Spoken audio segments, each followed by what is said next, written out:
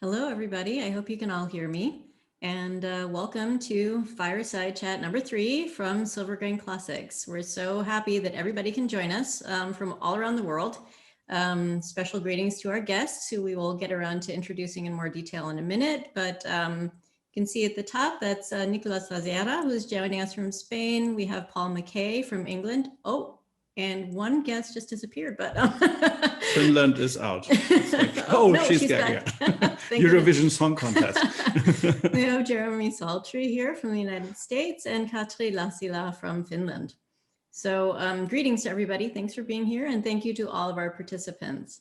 I'm Karis Schuler. And I'm Harvard Woodsign, Editor-in-Chief, SilvergrainClassics. That's right. So we started the Fireside Chat series because we wanted to give people a chance to talk about 2020 from a film photography perspective and maybe look forward to 2021, since 2020 has been a challenging year. Since some of our participants have said that they don't really know SilvergrainClassics yet, I'm going to take this opportunity to very briefly introduce you to our magazine. This is one of our issues. You can see right here, issue 8. And it's been a very popular one, probably also for the reason that our cover artist, I don't know if you can see that, it's kind of reflecting, is Jeff Bridges, the dude himself. And we had a great time chatting with him, and we have a nice article in here about him. And as you can see, we have a lot of really high quality reproductions. It's 100 pages for each edition. And yeah, so this one in particular, I want to give you a hint. We are almost sold out of this one. We have a very few copies left. So if you don't have it yet and you want to, you might want to pick up your copy of that before they're all gone. And we'll give you a link to be able to do that at the end. But now I think we can just move right on to introducing the guests. Yeah, well, let's start with the first one. Jeremy Saltry from the United States. For him, it's noontime, I think 1 o'clock at the moment. And he's a writer, director of films. He started QWD because he wanted to be able to work on film. And well, they are processing films for directors and DPs in Hollywood. And recently they developed a home use ECN-2 kit, which we already tested here in our lab. We just got one package from Mirko Bötecker from Adox, just to check it from Photo Impacts. Yeah, well, Jeremy, tell us what's your experience 2020 and what's the outlook for 2021? 2020, believe it or not, in regards to film has been really good in regards to sales. I think people are looking for things to do, you know, relatively solo. Obviously with COVID, we can't do things like we used to, but you know, I think it's interesting to, I don't feel guilty necessarily, but it is interesting to kind of, you know, have things go up as an industry while other things around you are bleak at times. So I think we're all relatively fortunate with, you know, everything going on with film photography now. And I think if anything, the advantage to this and the cool part is that people who were curious about film, who always want to try film, I think if anything, they had the time to sit down, do the research, look into it, and hopefully process one of their first rolls of film. So I think there's going to be a positive effect from COVID moving forward, in the sense I think there's going to be even more engagement and enthusiasm with film, and it's going to continue to carry on. Well, that's great. I mean, that sounds like you've had a lot better experience with 2020 than a lot of people. For sure. You know, it's tough. You know, I think everyone had a tough year, and, you know, not to minimize anyone else's experience. And, you know, I think we're all humans. We all struggle. We all dealt with a lot. So yeah, here's to a better year for sure. So how's your experience with, I mean, you're in Hollywood or close to, you're working with Hollywood directors and people in the film industry. Did you notice something in your entire workflow that things changed, or how was the demand on Kodak Vision 3 films and all of that? Yeah, it's interesting. Actually, you touched on this before. We don't actually process anymore. We started out doing it, and it was an utter failure, to be honest. We got film from so many countries at once. We got slammed with film, and we just couldn't keep up. So that's when we were also providing kits in addition to it, and we really stepped back and we realized, you know, it seems more powerful to be able to process on your own timeline when you want to do it. If you need to do it within a few hours, great. If you want to wait a week, that's also great too. So, you know, I think kit form seems to be the best way to go about it. And I think moving forward, we are looking to get back into processing also at some point. So hopefully 2021 has some cool things in the pipeline. We're actually based out of Philadelphia, which is pretty cool. I think everyone is always like, oh, you guys in LA, but Philly is actually a really great art city. Believe it or not, it's a big film city too. In proximity to New York is even cooler. So to have, you know, East Coast and Philadelphia synonymous with film is something that's really important to us. So we're very excited to keep that going.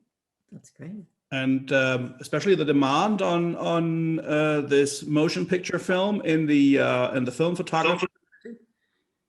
You notice? Yeah, I think, you know, Paul could probably speak to this too, because we work pretty closely together, but you know, sales in general have been up, you know, more than ever. And, you know, I think it's really even indicative of things like C41 sales is, you know, really awesome to see in the sense that a lot of places producing actually hit demand and capacity, and they're having a hard time even keeping up. And within that, we have to kind of go back and, you know, for 2021, possibly revisit even on our end, things like scaling and figuring out, you know, ways to increase our production side even more. So, you know, I think in regards to quantifying what you're saying, yeah, just honestly sales in general and just reading the market and honestly Instagram too, you know, things like TikTok, believe it or not. You see a lot of people who, like I said before, are just shooting film in general. You're like, wow, I never thought there'd be 18 and 19-year-olds giving tutorials on TikTok about shooting film and processing for the first time, but there is. It's really awesome.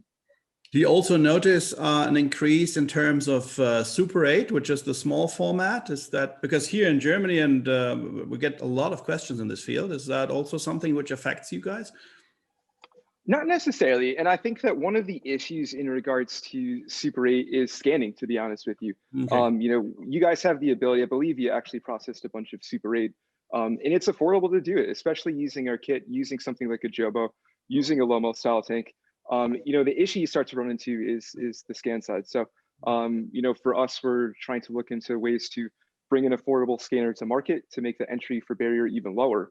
And what we've been seeing, what's interesting is, especially talking to, you know, people like Kodak and stuff, is it really is in the pipeline for not only people using this in their careers as directors and DPs and using it for storyboards and scouting, but what it also is doing is giving people the ability and confidence to go out and use motion picture film, understand the latitude, the exposure, feel more comfortable with it. And what people ultimately are doing are going out and getting Super 8 cameras, they're getting 16 cameras and taking the jump from there. So, you know, it's relatively complementary in regards to what we're doing, which is pretty neat. That sounds great. I think we're definitely going to want to hear a lot more about that in the discussion, but we'll just kind of get on to introducing everybody first. So next up is Katri Lassila from Finland. And yeah, Katri is herself a photographer, but she does a lot more than that. She's been a film photographer since 1999. And yeah, as you can see there, she's writing a doctoral thesis. She's also the chairman of a very large darkroom in Helsinki. She teaches darkroom courses for not only her own association, but also a university. And she is involved in organizing the first analog photography festival in Helsinki. So we are very glad to have you here, Katri, and I'm looking forward to seeing your images. Thank you. Thank you. Are you able to hear me? Yes. Yes, we do. Yes, wonderful. I was experiencing some computer problems, so I switched the screen, but now everything seems to be working. So wonderful to be here. Thank you so much for having me. And yes, well, the last year was a challenging one, both personally and for the association, because we weren't able to organize any courses, basically. We had one course in silver gelatin printing and one film photography course just before the COVID hit in Finland hard, and we went to lockdown in the spring as everybody else, basically. So we kind of just hoped during the year that our members don't leave us, because of course it's kind of necessary for us that we have members to pay our rents and so on. So fortunately they were so beautiful and nice and wonderful members that they didn't, and we are still we are still here. But this upcoming year seems to be a bit challenging also of the same reason. And here in Finland, all the kind of libraries are shut down, and all the hobby things are shut down, and of course, and we are not able to organize any courses yet at all. But we are managing, and the big thing we are actually preparing the whole upcoming year is the first kind of full analogic photography festival, which we are going to organize with together with the Finnish Museum of Photography. So it's going to be wonderful, and we are hoping that it will realize in full extent that the COVID has passed away and gone away in 2022. So stay tuned, because we are having an open call in the spring, and it's going to be, well, it's going to be quite interesting. We are also having artistic research conference, which is tied to this festival. So we are inviting researchers on that area also to join us. That sounds wonderful. I think you brought also some images to show us, right? Yes, I have some. Well, you just kind of interrupt me if I'm then talking too much here. No. Well, I was. You were kind enough to ask me to tell of some of my pictures, and as you said, I started darkroom work in the end of 1990s. I got into darkroom printing back then, and I was really interested at first in the rich tones, basically the blacks where it was kind of special to me, and I was interested how you are able to get these kind of deep blacks in the prints.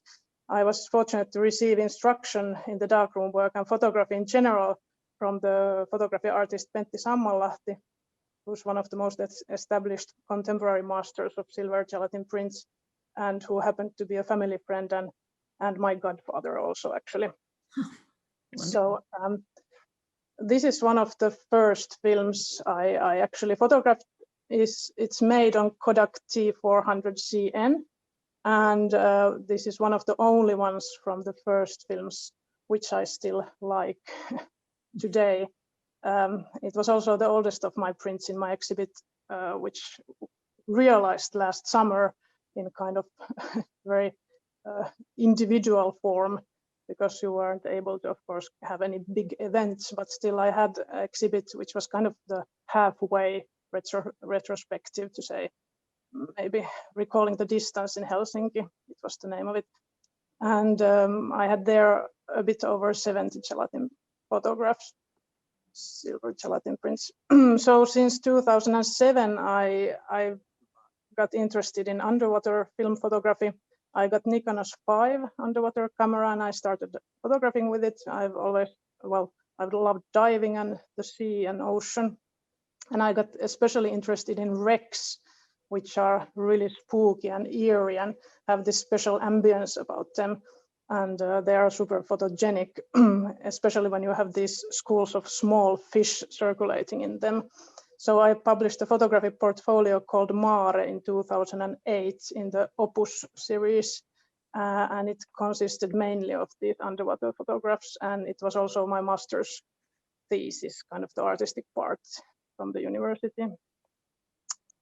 So since childhood, I've been the visual imagery of Asian cultures have had a great impression on me, and my childhood home was filled with artifacts which were brought home from faraway lands, and many aspects of visual cultures of Asia has had a very special place in the way something captures kind of my attention. So later I also became interested in the immaterial sides of those cultures, which often go together with the visual imagery, especially Buddhism. And my method in general is very classic and traditional in the sense of modernist or trade photography. So a place captured my fascination and imagination, and I wanted to learn more about it. And I traveled there and photographed there. And I never have had this very project-oriented mindset in doing art, but because I never know beforehand, especially like what I want to photograph, but I kind of try to allow my visual impressions to guide me more or less. Especially landscapes and people and animals have often something I seem to be kind of fixed on. During my studies, I started to use also medium format cameras, first Mamias, because of course we started by film cameras back then, and digital revolution kind of swept over in the early 2000s. But I was stuck with gelatin silver print, and I couldn't get away of it anymore because I enjoyed so much being in the darkroom and working with film. So small grain and the versatility which gave kind of which medium formats had regarding the tones in darkroom printing was something I really wanted to do.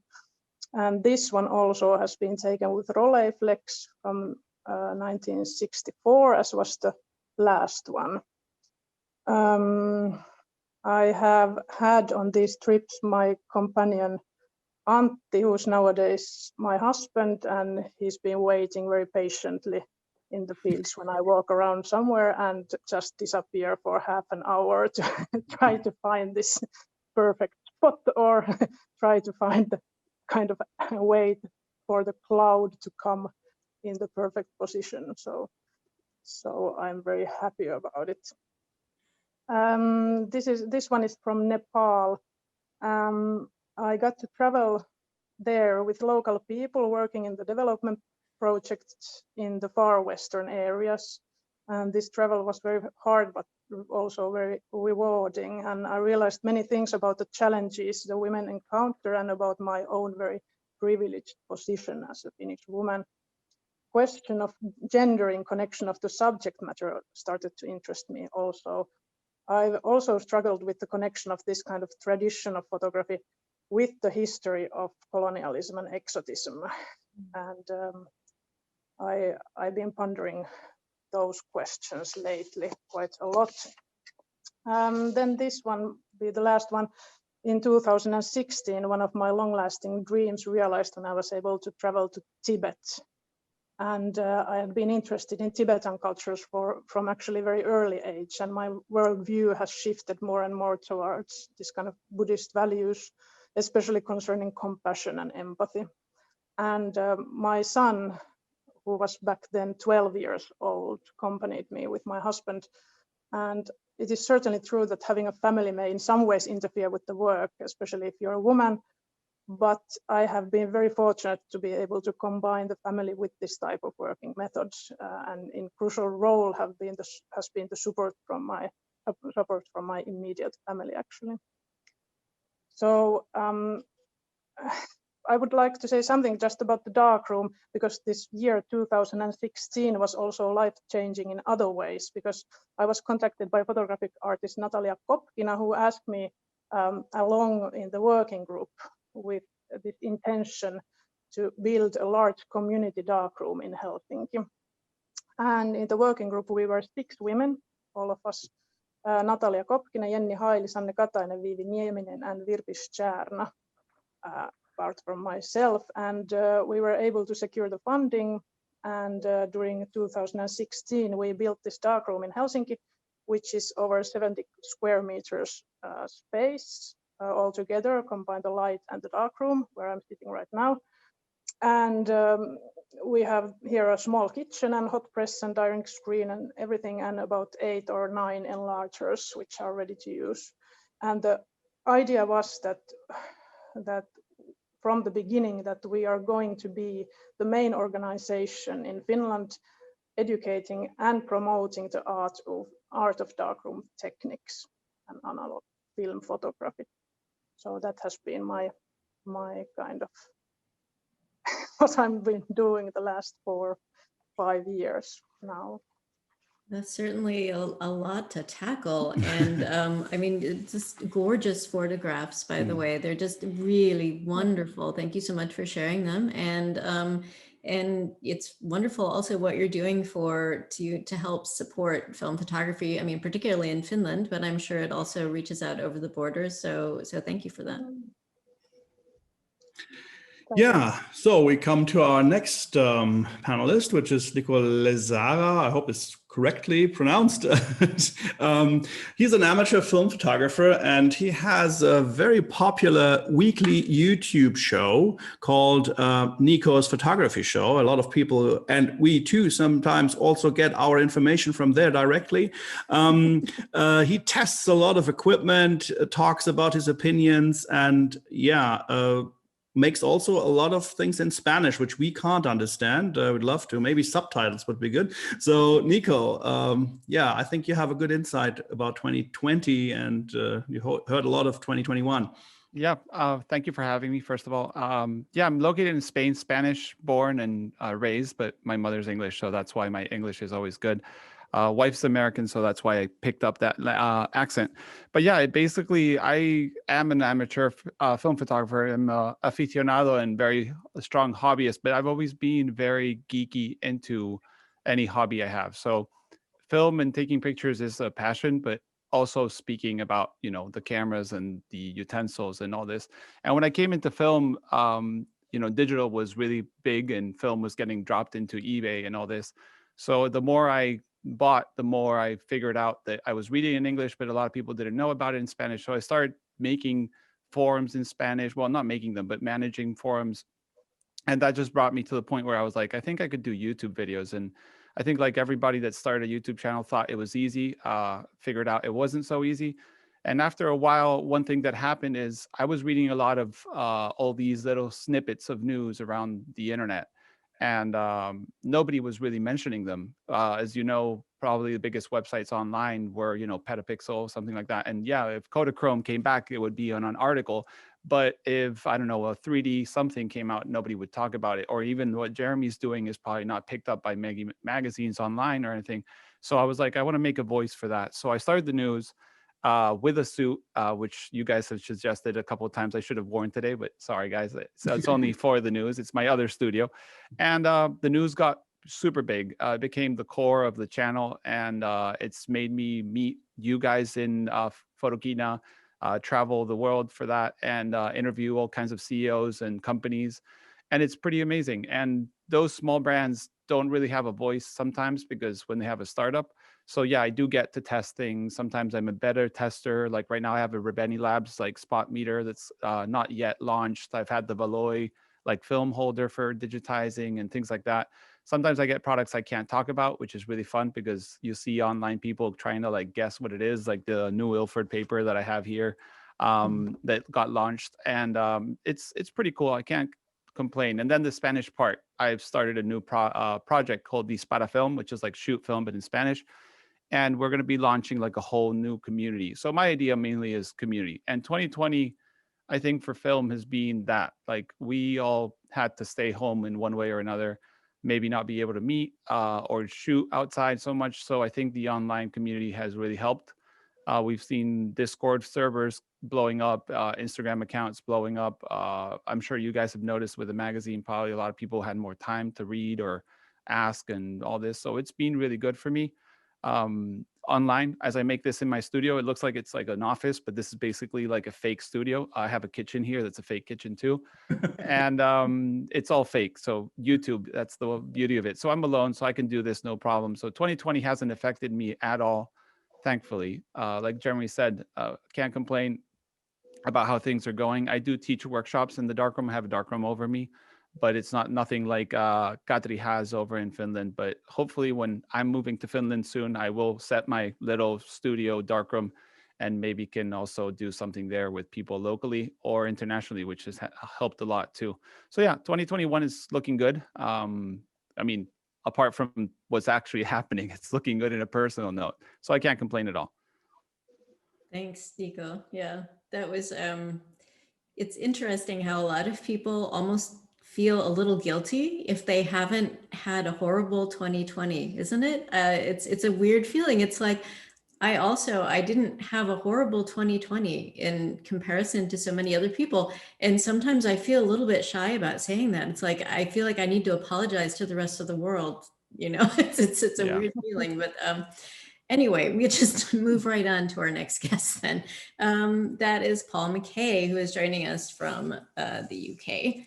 And yeah, Paul is the big guy behind Analog Wonderland, which it only started out in 2018, but boy, it has really taken off like a rocket. Yeah, they have over 200 types of films that they stock with a bunch of other products and all sorts of great online content on their site that supports the use of film. And he comes from a completely different professional background, but I guess it says there on the slide that he decided to leave the safe corporate world and to do his own startup, which is great. And his business partner is his mom. So it really is a family business. And we happen to know about Paul that he actually studied physics, but his worst subject was optics. So that's it's funny what lines of business you get into, right? So yeah, welcome, Paul. We're so glad that you're here. Oh no, thank you, and thank you so much for inviting us. I love this this format, this forum. It's wonderful to meet people. No, so yeah, as you guys have said, so I'm from Analog Wonderland. I'm based here in the UK, the island of sovereignty and red tape as of the 1st of January, which I'm sure we'll come on to in a little bit, the joy of Brexit. But if I look back at 2020, I think it was, I think chaotic, I think would probably be my number one word. Because I think I definitely echo some of the points that people have said. There were definitely some positive things for the film community. I think we definitely saw when people, the only thing people could do was go for walks, and the weather was nice here in the first lockdown. I think people took the opportunity, photography in general and film as part of that too. If you're going to go for a walk and it has to be half an hour, then at least one thing you can do is take nice photos, and that helped. Now, of course, on the flip side, studios were shut, no professional shooting, holidays weren't happening. That's when a lot of people shoot film, family gatherings, weddings. So, you know, it's not all good, but there was definitely, I saw at that start, an uptick there. But the biggest problem from a business point of view was just the chaos of running a warehouse. And again, we are, and I'm always very humble about this, hopefully people think this. I always say, you know, we are very lucky as an online business, and that's just luck that this virus has hit in a certain way that warehouses could be kept open safely, whereas brick and mortars had to shut. So we have been able to keep virtual doors open and cash coming through the business every day, which is a godsend, and I'm very grateful for that luck. But even within that, the chaos of regulations, safety rules, adapting, growing, changing. I remember for 2 or 3 months, every Monday was like reading through the latest government guidance, making changes, chatting to Mary, doing to adapt things, keep our team safe. A lot of the team, we had people join and leave as well with personal situations and things changing because of it. So it meant that it was very hard to settle. I think a lot of our plans that we had in place for the start of the year happened either very much later or are still to happen, shall we say. But we sort of got there in the end, I think, as the year went on and as we got used to what was going on, and we got used to having to rewrite rules and change shipping and understand what's happening. We got used to it, and we got back to plan. So we launched our mobile app at the end of summer, which has been a really fun project and very different, making life a lot easier for people who want to buy on their mobile, which is a trend that's just continuing. We started our subscription club in September that had originally been planned for March, but we got there eventually, you know, where people can sign up to a bundle of film and everyone together learns about the films and the emulsions, and that's been something we've been really enjoying happening since it happened. We survived the Christmas issues with postage and the incredible stuff, and people closing their borders to the UK for a week early just to see what happens in the Christmas peak. That was nice. But we sort of came through all that while still managing to keep a lot of things in stock. We managed to launch some new products, including Jeremy's QWD kit. You know, we still tried to do business as normal as much as we could, with mixed success depending on the week and the month. But but that has allowed us to continue that momentum, I think, which has been fantastic. When I look then at 2021, the one thing that we've done very early on already actually is gone live is the Film Photography Community Fund, which tries to take some of the positivity that did start midway through last year into this year. And I've seen applications coming in. Again, I don't know whether now's a good time to talk about it. We can cover it a little bit later, but that the idea that money can flow back out into those small industries and those small businesses that Nico was talking about, they're really what's fueled so much of film photography's innovation and growth over the past 3 years. It's been helped, Ilford relaunching paper, Ortho 80, Ektachrome, Lomography Metropolis. Don't get me wrong, those things have helped, but day to day, the number of projects that just are appearing from these 1 people or 3 people bands is incredible. So the idea is to try and fuel more of that directly with some cash as well as some guidance. So that's super exciting. We're also looking to expand the team over the coming months. I think it's got to the stage where we need, mine and Mary's time is just disappearing, and as the business grows, what we want to try and do is vastly exceeding the amount of hours in the day. But again, hopefully that means we can again provide and give back more. At the moment, we have an all-female warehouse team actually, which is probably quite unique in warehouse world. But 2 of them are passionate film photographers, which is amazing because we then get totally distracted by what's coming in and personal. I mean, one of them every Friday afternoon uses a staff discount on the way out the door. But definitely we'll look to be carrying doing that. And then on a slightly less positive note, the Brexit has been a administrative and costly exercise so far, and that has been a huge part of the last 2 weeks. Unfortunately, I think I'm seeing now past the teething problems down to the ongoing and structural economic and trade challenges we're going to face, which is lovely, and we're starting to understand that, which is on the one hand is very depressing, but on the second hand was always going to happen. As soon as the vote happened and as soon as we leave a single market, it's going to be painful. At least for the first time in 3.5 years, I can actually start to plan for it. And no matter what happens, no matter how costly or complex the solutions might be, at least I know that I can work towards something like that. So I'll try and end it there on a moderately positive note of there are the challenges, then we'll come through. And then, of course, the other fun thing is going to be much more community stuff. As soon as we're back in person, the photo walks that are well overdue, the visits to Germany that I wished I could have done last year, getting Jeremy over to Europe and showing him around all the big cities. There's so much that we would have loved to do. We will get back there, and hopefully that'll hope to have you here one day, so that would be cool. Yes, definitely. This is kind of an open invitation to all of you guys. Come on, see. I'm there. All participants, Same. come on and come see. We also have a really nice dark room here at Silver Grain Studio where we would love to get back to giving workshops. We are planning to go online with some of our workshops, so we'll keep everybody updated about that. But yeah, we are definitely looking forward to the in-person contact. I mean, as lovely as this is to be chatting with you all like this, wouldn't it be so much nicer if we were in front of an actual fire and in the same room? I mean, yeah. I can even pick you up. It's just 20 minutes. The airport is here, Frankfurt, so it's just around the corner. So. Right. Yeah. So Paul, there's something else I had to ask you about. You went to North Korea, is that right? That is right. I've run the Pyongyang Half Marathon. In fact, it's my only photo exhibit I've ever done as a personal photographer. So again, I went to the science route at university. Photography was always a hobby on the side, and but that's what prompted it, was because I went with 2 friends, both of whom were into photography, and when we came back, there was so much interest. It grew from showing a few people our photos to we should really do this properly and do an exhibit. So we did in Leeds. When was it? 3-4 years ago now. Yeah. Wonderful experience. I could talk for a long time about that. Well, what interests me most, what kind of film do they shoot there? Would interest you. Yeah, I couldn't see much film on sale. Although it's quite funny, there were times when I had a little Instax Mini as well. And you are meeting a lot of people who haven't been exposed much to life outside or Westerners or any tourists.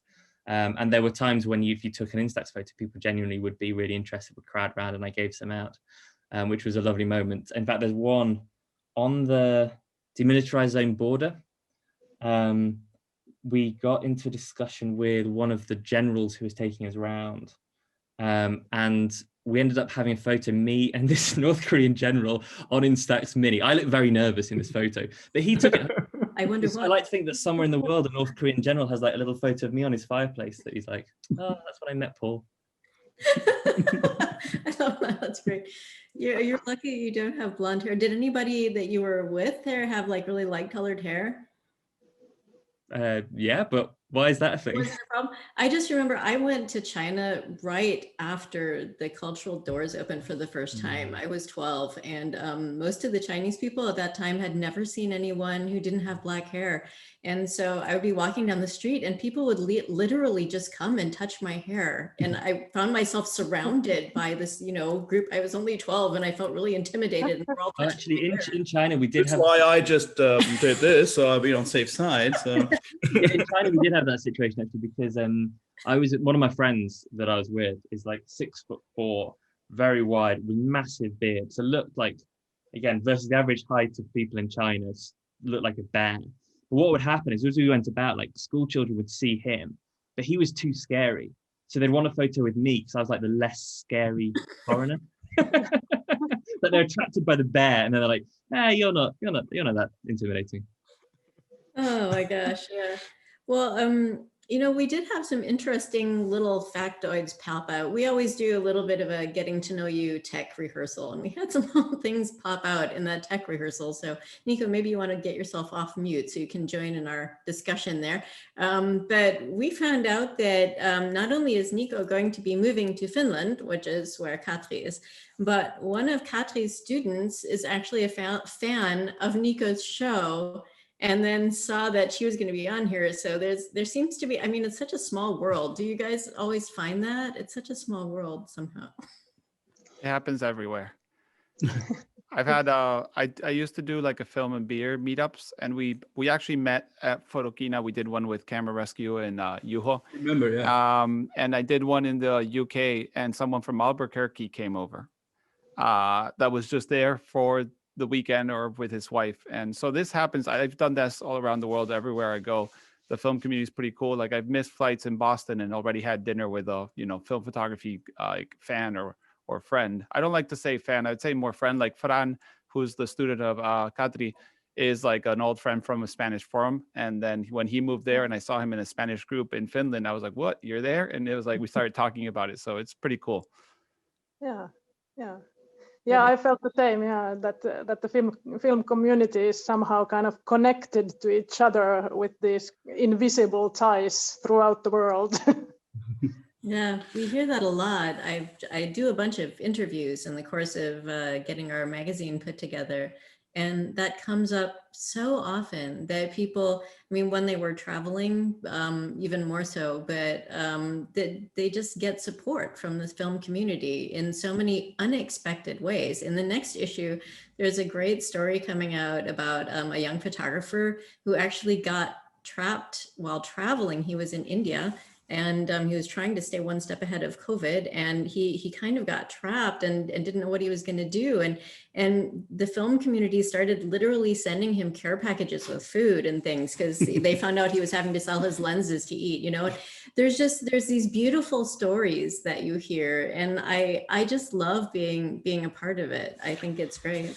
But Katri, you are teaching, so you have to do a lot with young people. And what's your opinion about that, or your experience? Do you think that there's a growing demand, or is there a challenge in film photography? There's everybody. The people you're working with are born into a digital world.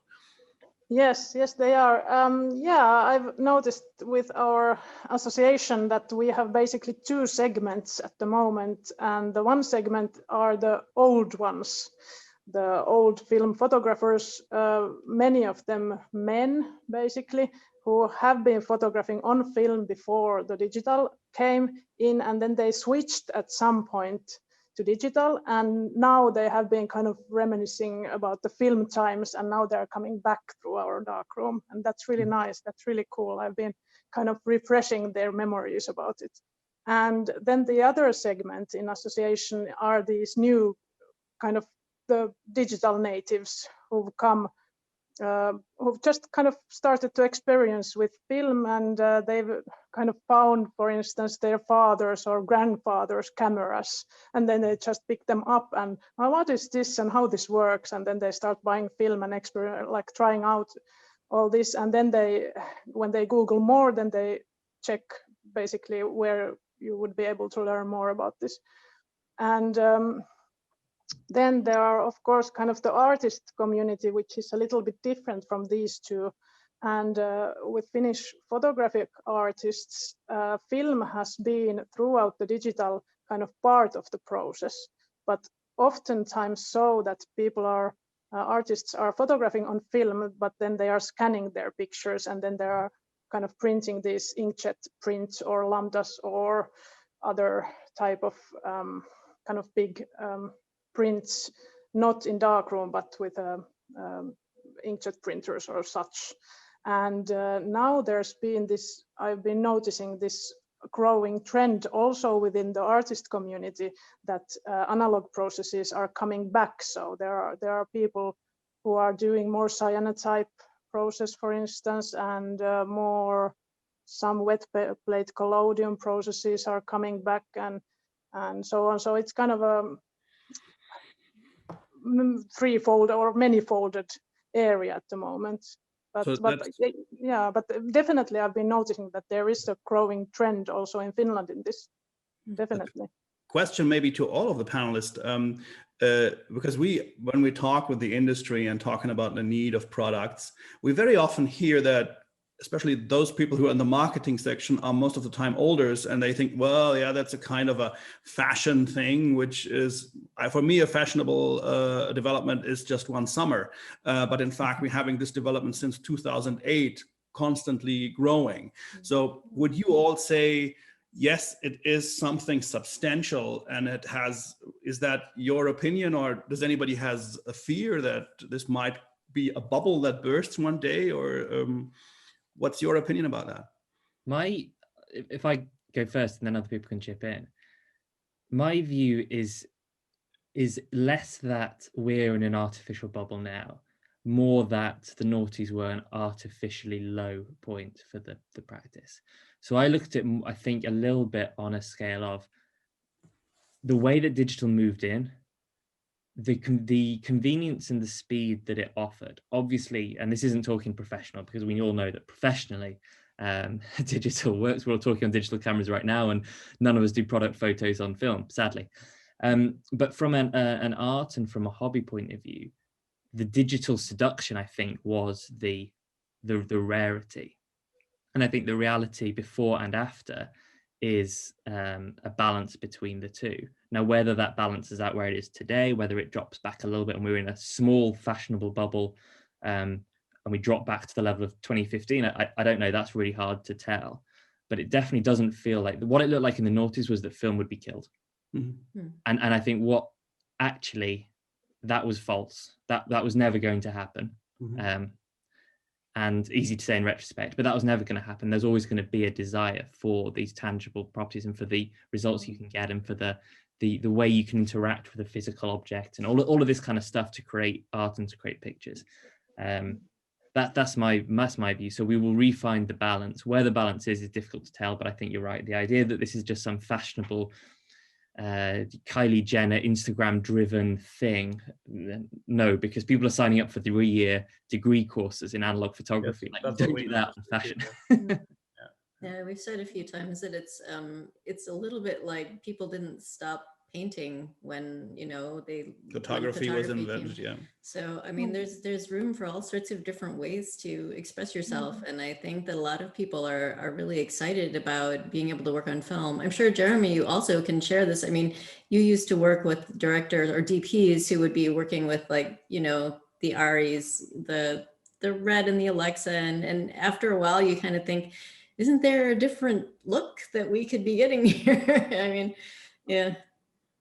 It's interesting because what was really relatively crushing, and I'm going to echo Paul and say the same thing, that I think film never went away, you know, and I think that going back to double down even more, you know, I don't really like that perception either. But when studios, believe it or not, made the switch from prints to hard drives in regards to theaters. That was really a big thing in regards to film production, even for Kodak. And at the same time, what was happening was you had, like you said, Aries and Red's coming out, and Red was one of the first 4K digital cinema cameras, and it really had this amazing filmic look. And they managed to take these cameras and these sensors, and it was really focused on basically being a rival to film. That was the gold standard, and it still is. And what was being done was, the innovation that went into it was just this really beautiful look.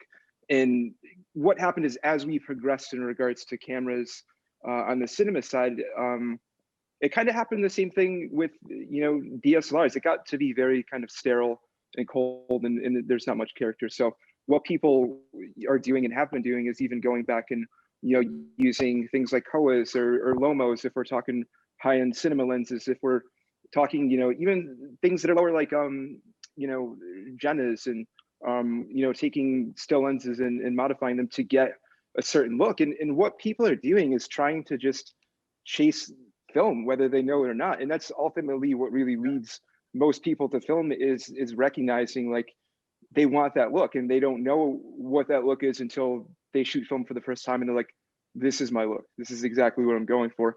And it's interesting that even now, I believe in 2019 and 2020, roughly half the movies that won awards were shot on film too. So, working in an industry as a director and, working in photochemicals and providing film, I think a lot of people who don't know anything about that, even in my personal life, don't really know what I do sometimes. You say film, and, there almost is that perception that you're like, wait, film? That's like still a thing. And you're like, if anything, it's like the cool kid thing to do. Everybody's trying to shoot on film, and it never went away. So going back to what Paul said is, I don't think it's a fashion statement, and even so, embrace it, lead into it. Fashion is great, design is great. Yes. Why not? We all want to be fashionable.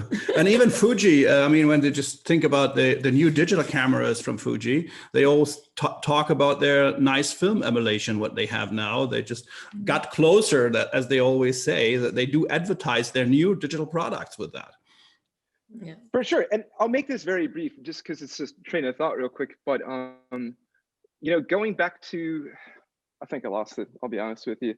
I screwed the pooch on that one, but I'll come back to it for sure. Sure.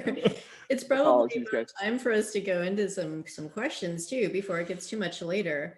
We've been getting some, first of all, this is a good point for me to mention our friends and colleagues, Andreas and Ludwig, who are working for us behind the scenes and keeping all the screens going at the right times. And now Ludwig has just been giving us some questions, and I'm not sure how many we'll have time for, but we'll try to get in some of them. So here's one for all of the panelists. What's everybody's opinions on the effect of COVID-19 on film photography? Is there an increase in sales?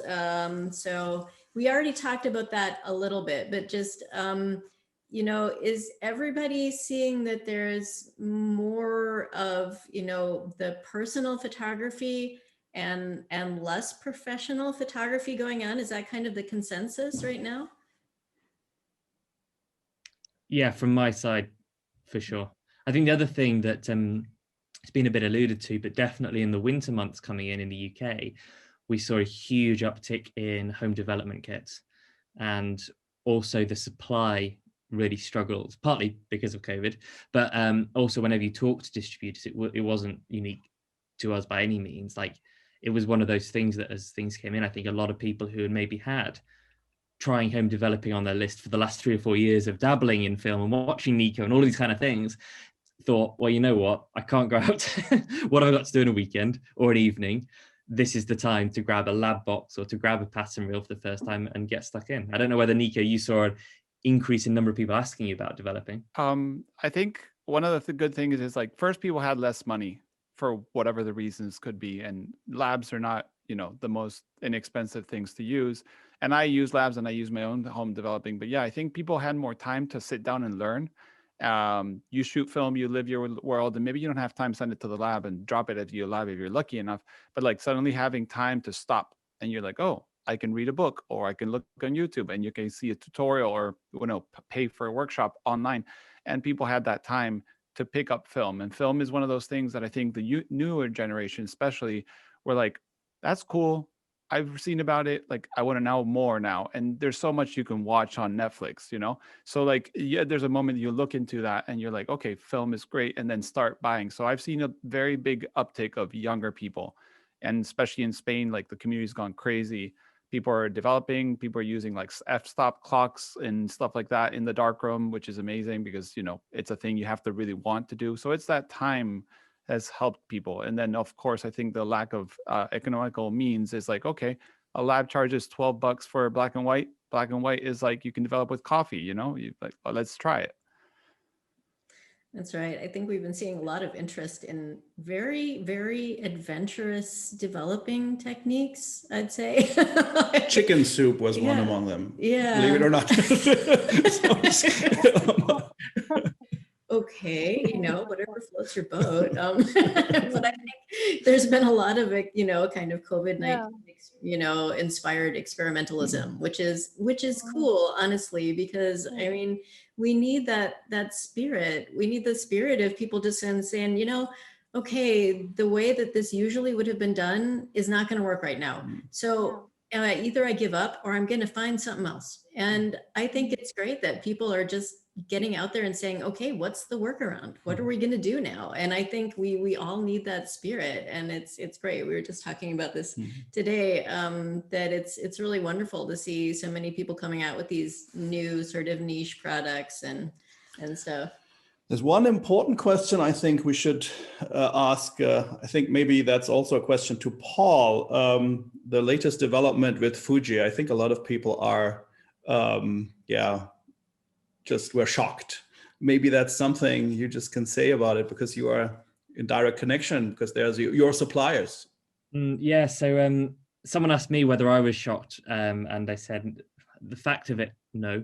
The timing of it, and the fact that they're not particularly good at telling all their retail partners and distributors in advance.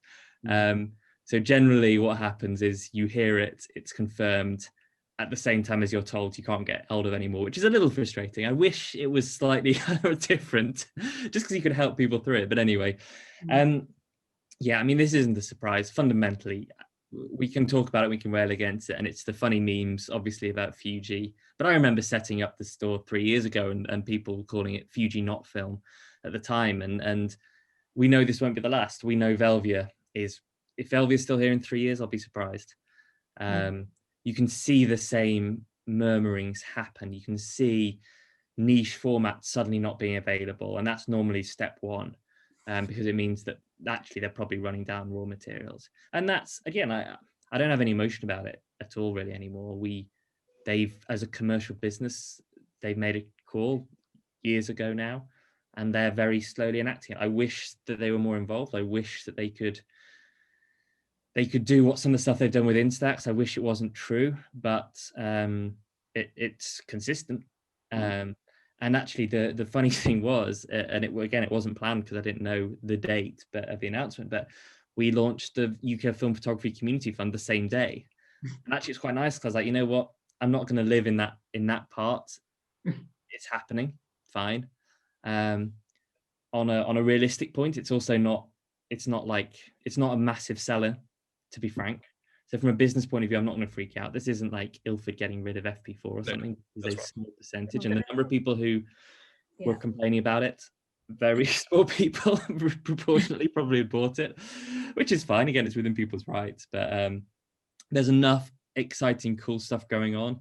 I think I would rather spend my energy and put our money as a community and as a business into those especially things. If we think about the potential motion picture film has. I mean, years ago in the 2000s, I think the motion picture was part of the still film photography, but nowadays it's totally different. I mean, the big amount of film is produced in motion picture. So I don't think that we will running out of color film. And there are the other thing is really coming up with new films. I mean, it's you've got, I mean, Mirko Bödecker is actually, I have a feeling he's just waiting for the moment and, you know, for COVID to be over and to get everybody back in there. And there are lots of companies who are, you know, they're going to be bringing stuff for us. And if it's not one company, I think it's going to be another. So I don't really feel like there's like any one leg that if we pull out, that there's not going to be the will in the community to jump back in there and somehow support the whole table, you know? So the end is not here. The versus, again, 10 years ago when you'd see things happening, you know, we haven't had a major company go under now for 2 years. I think Tetanol was probably the last big one. And you think back to the noughties and the early 10s, every 6 months was another big name going down and either being rebought slightly or the brand being licensed to some very unusual things or whatever. And we haven't had that for 2 years. And you go to Ilford, you talk to Ilford and their business is normal. Like, what film decline? That's old news. We're worrying about growing a business sustainably. Fujifilm are a bit more different, but it's the same. I think one of the things also, sorry, just to throw into the mix of looking forward, what I've seen already in the community fund discussions, but also I think linked to the fact that, as Katri says, so many young people coming in and bringing a young perspective on this is eco-friendly sustainability. And that's partly the experimental stuff. I see a huge amount about that. And also I think that it's not going to be Fuji who comes up with an eco-friendly film. It's going to be one of these people who is sat at the moment in their garage, probably playing around with gelatin equivalents and coffee or chicken soup is probably not the right way to go, but for Poor chickens, yeah. yeah, exactly, yeah, maybe fish soup, I can see that. Red wine works fine, and I was really happy to notice that actually worse the wine is to drink, better is for developing. So it's nice to have so, and not vice versa, because it would have Well, I been think for Russia, we definitely need a vodka process then. That's kind of like... yeah, it's not far from here, yeah. But especially in the works, a lot of questions are coming. I think a lot of people want to do their reshoot of War and Peace. They're asking Jeremy about 65 millimeter film. Oh, no way. So we've actually been working pretty close with Steve at Mono Nowhere. I don't know if you guys are aware of his organization. He was actually one of the only film labs left in all of New York City who processed film. And as a result, he was subsidized and given grants by the city and has a really amazing space, works heavily with Kodak and gives back to the film community in ways that I hope I could even come close to one day. But 65 millimeter is definitely in the pipeline. Going back to Mono Nowhere, he had some, I think it was EXR 50, which is a really great stock that we have on the way over to Europe to be slit down. We're going through testing right now. And then it's going to be finished somewhere else, at which point it's going to be distributed probably through Paul, and then also back to the United States too. So, you know, that has been one thing that people are saying is going to be a game changer. So I'm excited to bring it to market, and hopefully all the ESAs, so 50, 200T, 250, 500, and hopefully there's enough left of this 50 EXR2. So I would say probably within the next quarter or two for sure. You know, we'll have this going. So we're very excited. Wow, that does sound really exciting. I bet a lot of people are going to be spreading that news now. We had another question for Katri. If you had any way to document your community darkroom setup so that maybe other people could learn from what you've done there, and maybe you had some tips from people, because I know there are a lot of people who are interested in setting up a community darkroom where they are. They may have, you know, heard, oh, somebody's junking their enlargers, and before I let them get thrown away, I'm gonna set up something. So maybe you have some tips for people who want to do that. Well, yeah. Well, first of all, we were kind of hoping that it would go very smoothly and we would be able to build it in kind of couple of months, but of course it took like a year or so to kind of really set up, and then all kinds of problems appeared with water systems and electricity and whatnot. So just kind of reserve enough time and enough manpower and woman power for realizing it, and maybe also budget wise, even if you got all the equipment as gifts, as we did basically, there was lots of work to set up, for instance, the water supplies for us, and and most of the time you have to maintain also the gifted equipment. We just noticed that ourselves. Most enlargers we had to be repaired, or parts were missing. Yeah, lots of spare parts we needed to find elsewhere and all that. So well, I recommend warmly to start a community darkroom, but just to kind of make this kind of very strong plans and reserve enough time and people to realize it, not to try it by yourself only, because then you get exhausted basically. It should also be mentioned, I think, that there are still manufacturers around there, and I think sometimes even if it's more expensive, it saves you time. We had with our darkroom sometimes half a year just tinkering around problems, and during the workshop something broke. So it's kind of like we wish we would have had a new one so that we just could work with it. So sometimes that's maybe a good advice for someone who wants to do it professionally. That's very true.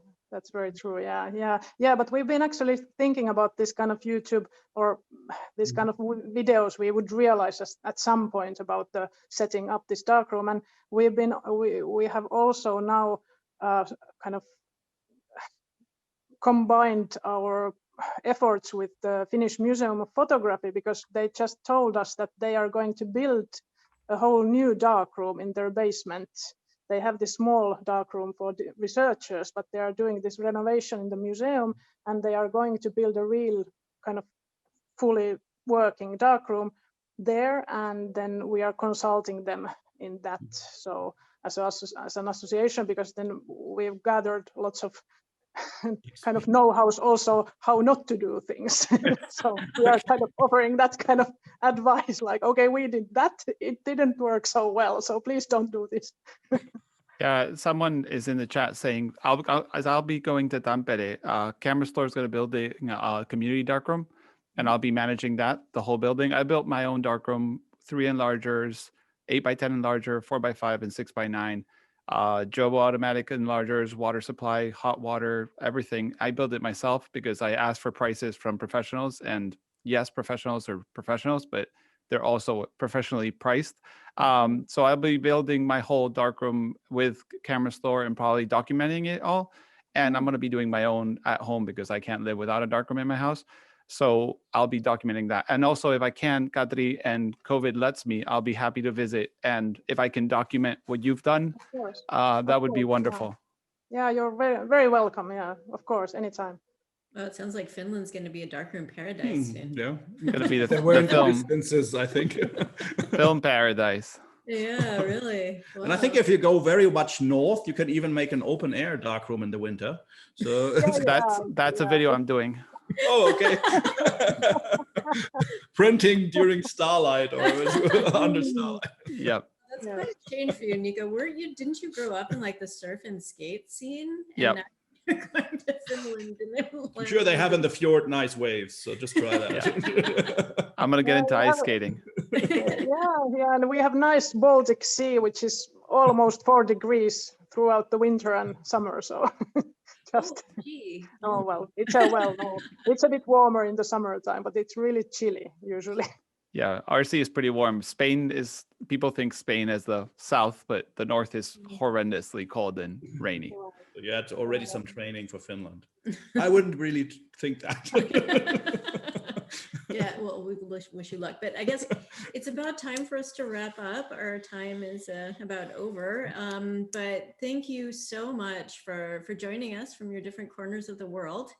And thank you everyone who participated and sent in their questions. We apologize to anybody that we didn't get your questions today, but we hope that you've enjoyed chatting with us. And I've certainly enjoyed chatting with our guests today. And yeah, we hope that you will all join us, there we go, for the next episode of Which is Fireside very Chat. interesting. We will have some very, very interesting guests again. We'll have Leica, I think was that? That's right. We're going to have a very top representative of Mr. Leica. M will be here. Makes it sound like a James Bond thing. We'll have Leica. We'll have Bruce Barnbaum, who is quite a respected photographer for many, many decades, wonderful author and a personal friend of ours as well. It's going to be a really great show, and we hope that everybody will come next time. But thank you all. And for the motion picture people, Silbersalz 35. Have we forgot that? Yes. Yeah. Silbersalz 35 will be there. Right. So yeah, thanks again for joining us today. And yeah, we hope that we will see everybody around next time, and we'll just pop that screen up so you can see where everybody can find out more information about today's guests. And also, if you'd like to buy our magazine, we always encourage you to do that. Would be nice. Yes, a lot of people were reading magazines during the COVID time, but we also lost all of our traffic that came through train stations and airports and all the brick and mortar stores. So yeah, if you feel like supporting a film photography magazine, we are grateful. So go ahead and pick up subscription. Ooh, a subscription. Oh, I think it must be time to stop. Okay, well, thank you very much, everybody, and hope to see you again soon.